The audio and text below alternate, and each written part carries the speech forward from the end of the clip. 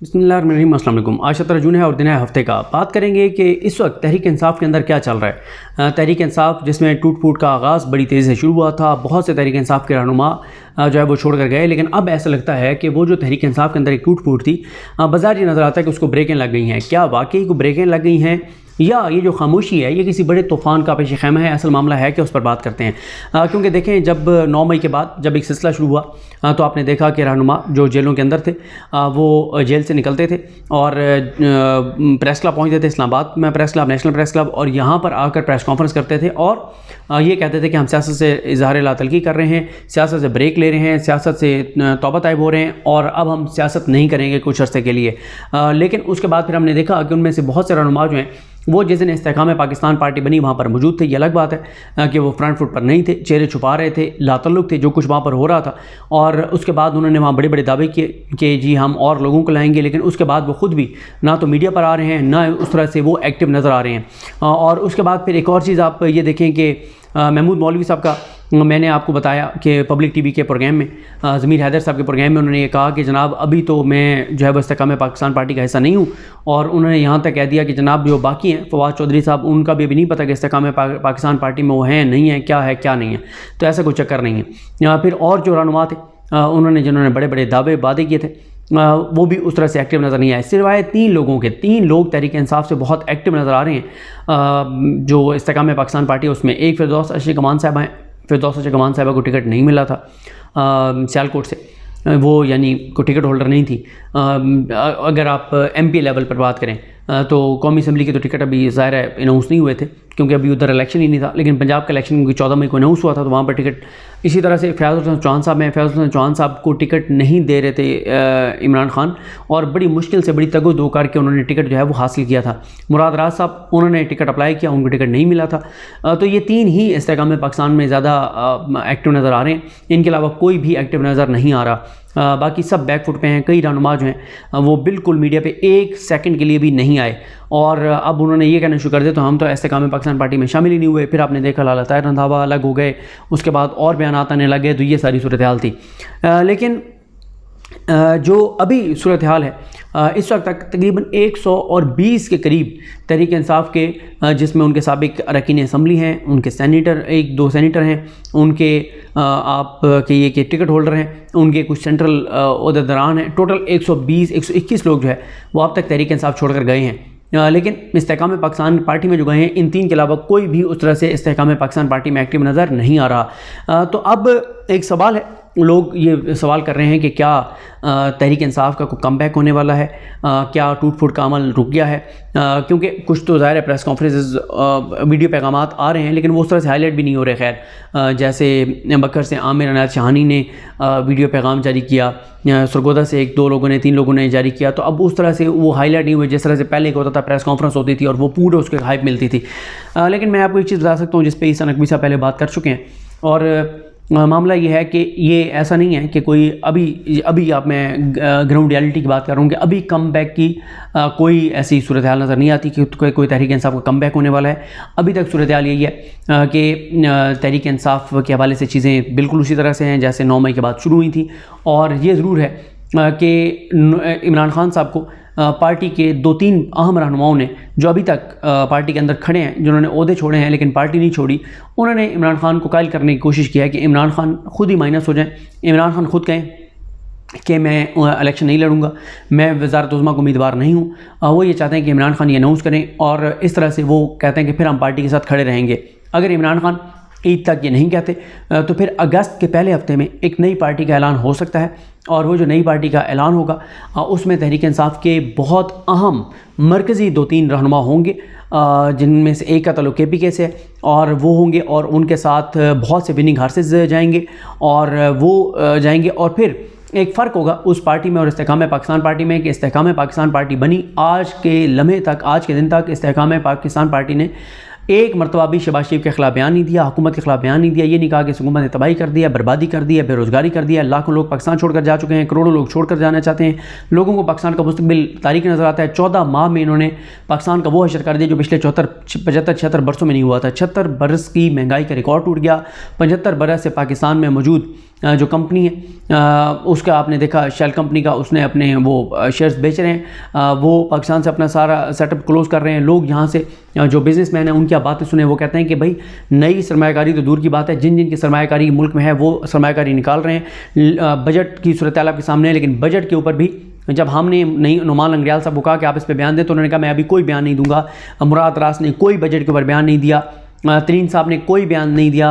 बिल्कुल वो साथ चल रहे हैं, नून लीग के साथ चल रहे हैं। और यहाँ तक कि अभी तक इस्तेकाम पाकिस्तान पार्टी के दो अहम रहनुमा जो हैं ओन चौधरी साहब और नवान लंगड़ियाल साहब, वो शहबाज शरीफ की काबीना का हिस्सा हैं, वो हुकूमत का हिस्सा हैं, पर्क्स एंड प्रिविलेजेस हासिल हैं उनको, वो सारी वो चीज़ें जो है वो उनके पास मौजूद हैं। तो अब इस वक्त तक की सिचुएशन देखें, पाकिस्तान की सियासत में चीज़ें बदलते हुए पता नहीं लगता, कोई चीज़ भी ट्रिगर करती है और चीज़ें बदलना शुरू हो जाती हैं। लेकिन इस वक्त तक, इस लम्हे तक अगर हम बात करें, कोई चीज़ ऐसी नहीं हुई जैसे सूरत हाल बदलती हुई नज़र आए। इस वक्त तक सूरत हाल यह है कि इमरान खान साहब जो हैं उनके ऊपर मज़ीद केसेस बन रहे हैं। और आगे अगर आप यानी देखें, मंडे से अगर आप देखें, कोई दिन ऐसा नहीं है जिस दिन उनकी लाहौर, इस्लामाबाद, रावलपिंडी, नैब, कचहरी, कोर्ट्स, इलेक्शन कमीशन, कहीं सेशन कोर्ट, कहीं जुडिशल मजिस्ट्रेट, कहीं एटीसी, कहीं कोई बैंकिंग कोर्ट, कोई एक दिन ऐसा नहीं है, कहीं पुलिस के पास शामिल तफ्तीश होना, कहीं जीआईटी के पास पेश होना, कहीं नैब के सामने पेश होना, कहीं क्वेटा का केस होना, कोई एक दिन ऐसा नहीं है जिस दिन उनकी पाकिस्तान की किसी अदालत में पेशी ना हो या उनका कोई केस ना हो। कुछ जगहों पे उनको ज़ाती हैसियत में तलब किया गया है, वहाँ उनको जाना पड़ेगा, कहीं उनके वकील पेश होंगे, लेकिन कोई ऐसा दिन नहीं है सोमवार के दिन से जब उनका कोई ना कोई केस किसी न किसी शहर में कहीं ना कहीं पे ना लगा हुआ हो। कोई निचली कोर्ट्स में होगा, कोई हाई कोर्ट में होगा, कोई सुप्रीम कोर्ट में होगा, कोई नैब कोर्ट में होगा, कोई इस दहशतगर्दी की अदालत में होगा, कहीं ना कहीं पर कोई ना कोई केस होगा। तो इसमें मज़ीद जो है वो शिद्दत आएगी, इसमें कमी नहीं आएगी।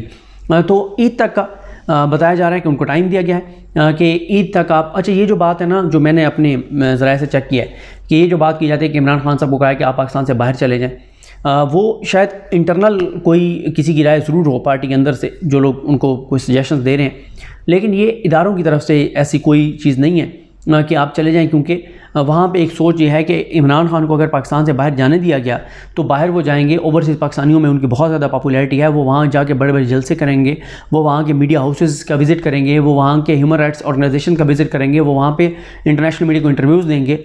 तो पहली बात तो यह है कि इमरान खान खुद भी पाकिस्तान से नहीं जा रहे, ना वो जाना चाहते हैं। वो पिछले 14 माह में नहीं गए, 9 मई से पहले कई मौके थे वो जा सकते थे, उनको मशवरा भी दिया गया कि आप जाएं ज़रा बाहर, वहाँ जाके आप गैदरिंग करें, आप वहाँ पे कोई जाके लोगों के साथ इंटरेक्ट करें।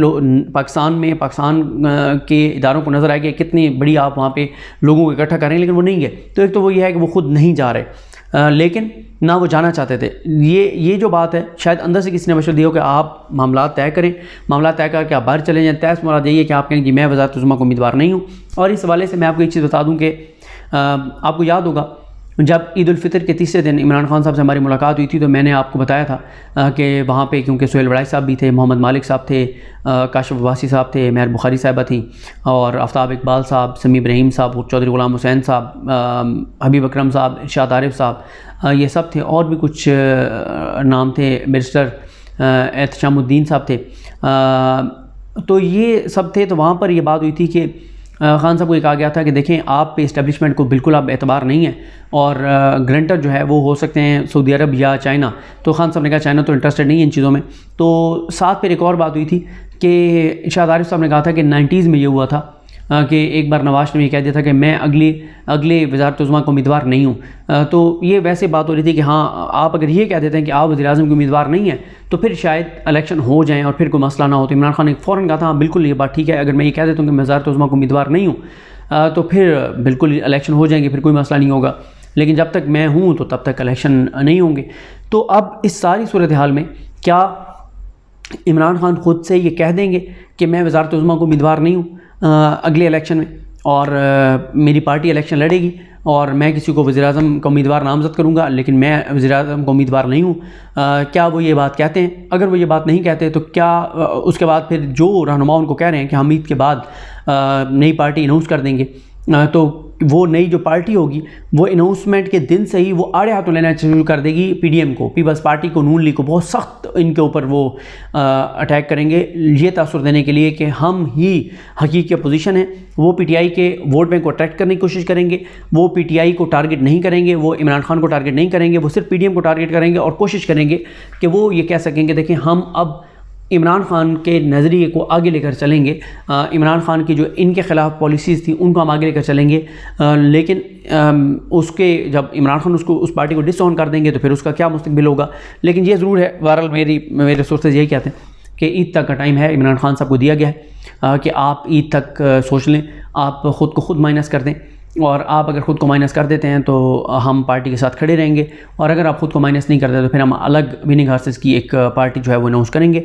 वो एक अलग बात है उस पार्टी का क्या होगा, क्योंकि नून लीग के लोगों से बात करें वो कहते हैं एक ही चीज़ है, या तो यह है कि बैलेट पेपर के ऊपर बल्ले का निशान ना हो।